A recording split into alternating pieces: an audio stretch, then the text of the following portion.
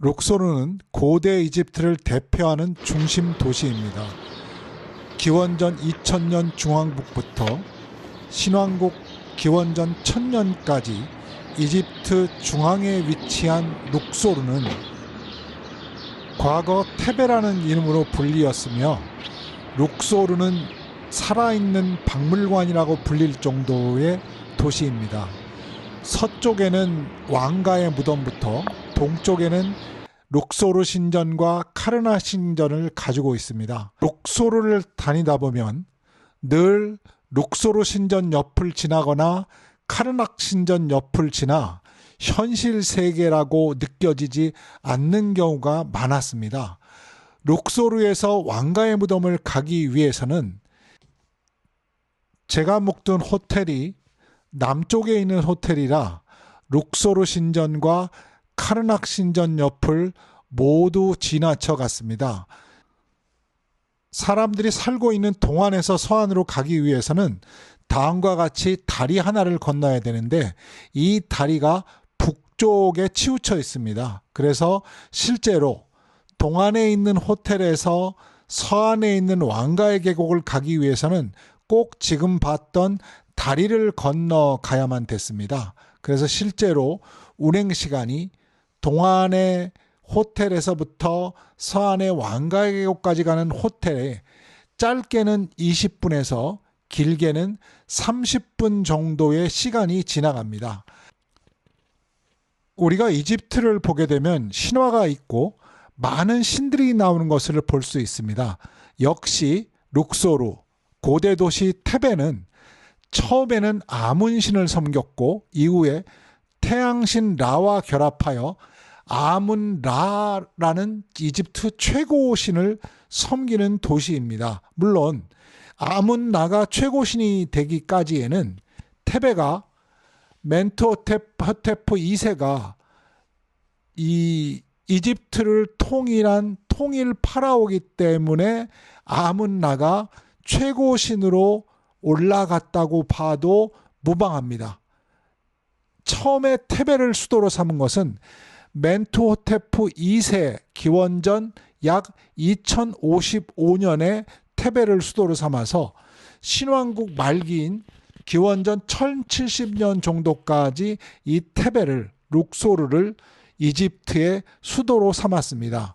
룩소르를 이집트의 수도로 삼은 이유는 정치적으로는 11왕조, 이집트를 통일한 11왕조의 발원지이고, 종교적으로는 아문라라는 최고 신이 있는 곳이고, 지리적으로는 이집트 중앙에 위치했던 이유가 가장 많이 있었기 때문에 이 룩소르를 이집트의 수도로 삼았습니다. 테베라는 말은, 룩소르라는 말은 아랍어로 궁전들이라는 뜻도 있기 때문에 수천 년이 지난 지금도 도시 전체가 거대한 야외 박물관 역할을 하고 있습니다. 처음에 이집트를 방문할 때 많은 이유 중에 하나가 바로 이 룩소르를 방문하고 싶은 욕심이 있었던 것은 사실입니다. 개인적으로는 룩소르를 꼭 가보고 싶었습니다. 룩소르를 가보기 위해서 많은 책을 읽었는데 막상 가고 나니까 거의 생각나는 게 없었습니다. 지금 왕가의 계곡을 가고 있었는데, 왕가의 계곡을 가기 위해서 저 개인적으로는 사실은 많은 책도 보고 사진도 보고 연구를 많이 한 상태였습니다. 그러나 막상 현장에 가서 왕가의 계곡을 달려가고 있는데 머릿속에서는 아무것도 남아있지 않은 것 같고 대단히 막연한 생각만 들었습니다. 단지 갈 동안에 우측에서 룩소르 신전을 지나고 카르낙 신전을 지나가니까 현실감이 조금 떨어졌고요. 막상 지금 이 자리, 이제 조금만 더 가면 룩소르 주차장이 있는데요. 개인 차량, 투어 차량, 모든 차량이 이 이상은 지나가질 못하고 여기서부터는 이제 표를 끊고 들어가서 전기차로 왕가의 계곡이 시작되는 지점까지 가야 되는 곳이거든요.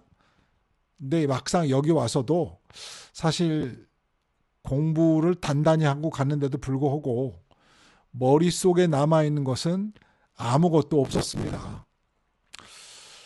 그게 그런가 봐요. 아무리 준비를 잘해도 현장에서 그 많은 것을 받아들이기에는 머리에 한계가 있었습니다. 이곳을 가기 전에는 상형 문자 공부도 대단히 많이 해서 웬만한 상형 문자는 다 읽을 정도가 돼서 갔었습니다. 근데 현장에서 제가 알 수 있는 상형 문자는 그리 많지는 않았습니다. 이제 드디어 그 개인 차량이나 투어 차량에 갈 수 있는 마지막 주차장 지점에 도착을 했습니다. 이때는 지금도 느끼지만 약간 떨리는 감정이 있었고요. 또 한편으로는 약간은 그 막연한 느낌? 감정? 이런 게 교차를 했습니다. 많이 가보고 싶었는데 막상 도착하니까 뭐 이런 감정들이 교차를 했습니다. 이 이집트 사람들은 룩소르 서안을 죽은 자들의 땅이라고 불렀고 룩소르 동안을 살아있는 자들의 땅이라고 불렀는데 막상 가보니까 제가 많은 국가를 다녔지만 이렇게 풀 한 폭이 나지 않는 땅을 본 거는 몇 번 되지 않는 것 같습니다. 이 주차장에는 거의 뭐 다국적 사람들이 있었고요. 그리고 지금 지나는 것이 이집트 모든 그 관광 시설의 맨 앞은 이런 마켓을 지나가게 되는데 여러분 보는 바와 같이 전 세계 사람들이 익숙해서요. 여관에서는 고개를 돌리지 않습니다. 그리고 이집트 상인들도 예전에 있었던 심한 호객행위는 거의 안 하고 있습니다. 오히려 걸어가는데 좀 걱정이 되더라고요. 야, 저렇게 해서 어떻게 먹고 살지? 일단 왕가의 계곡은요. 이집트 돈으로 750이 일반적으로 내면 3개의 그 왕가의 무덤을 갈 수 있고요. 그리고 각각의 요금이 다 정해져 있는데요. 세티 무덤을 보려면 200 정도를 2,000 이집트를 내야 되는데 우리나라 돈으로 2개 합쳐서 한 8만 원 돈입니다. 그리고 요 티켓팅을 하고 들어가게 되면 전기차가 서 있는데 이거 전부 공짜가 아닙니다. 처음엔 이거 그냥 타나 하고 이렇게 보니까 모든 사람들이 우측에 있는 그 전기차 매표소에서 적은 돈이지만 여기서 표를 사가지고 사람 인원수를 사가지고 이 전기차를 타야 됩니다. 이집트에서 돈을 제일 많이 쓴 게 뭐 자주 갔다고 그래야죠. 돈은 얼마 안 되니까.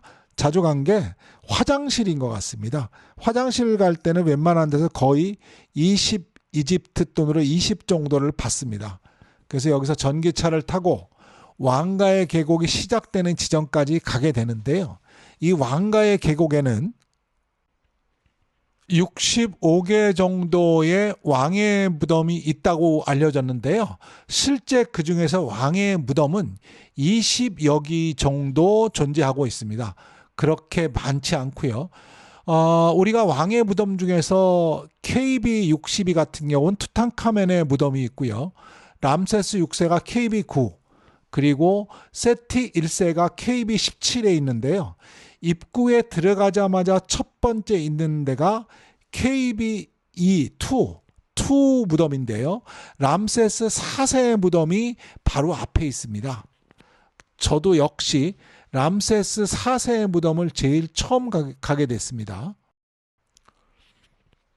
카이로 중심에 있는 피라미드는 거의 다 고왕국 시대에 만든 거고요. 고왕국 시대의 피라미드를 만들다 보니까 이 피라미드가 도굴된다는 사실을 알고 룩소르 서안에 피라미드를 닮은 산 아래 계곡을 파서 파라오들이 무덤을 만들기 시작했습니다.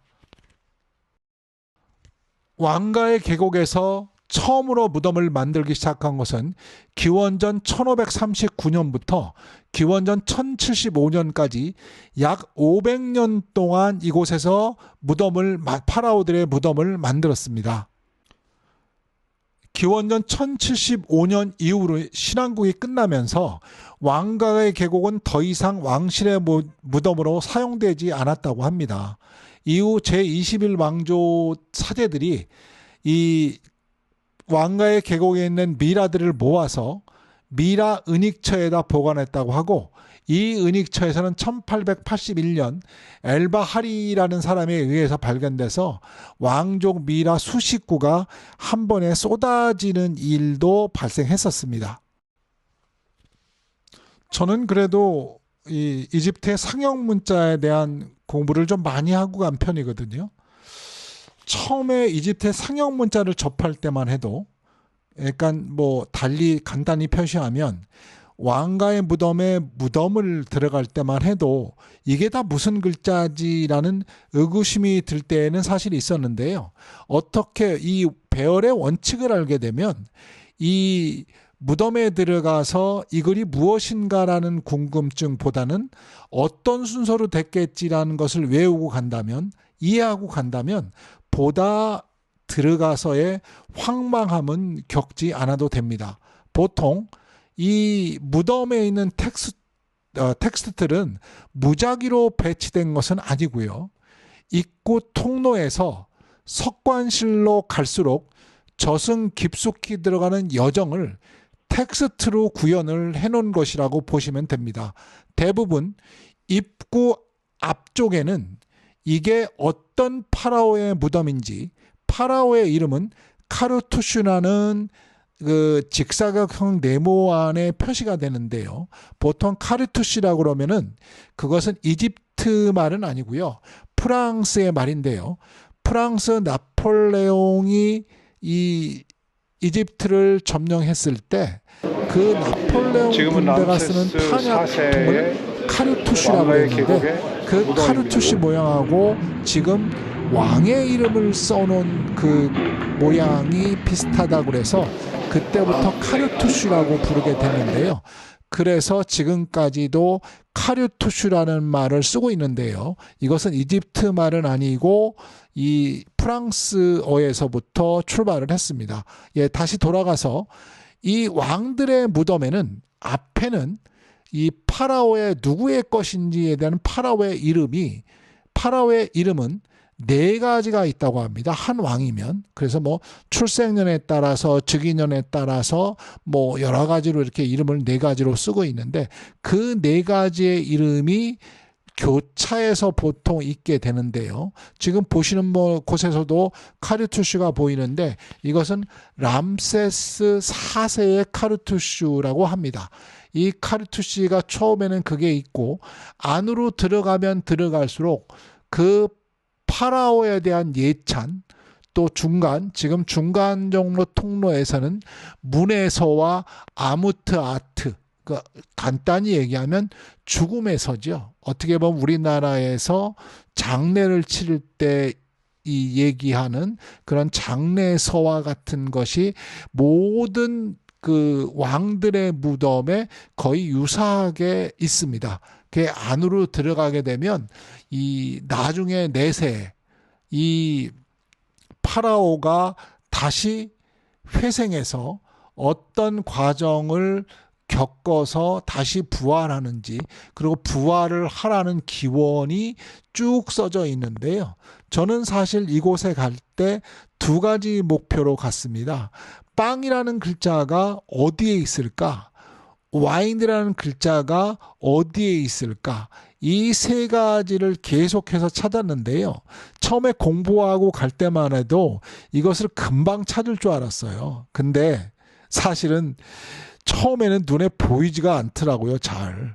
그래서 한참을 좀 마음을 진정시키고 보니까 많은 빵에 관한 글자, 그리고 와인에 관한 글자, 그리고 맥주에 관한 것, 그리고 장례의 서들이 보이기 시작했습니다.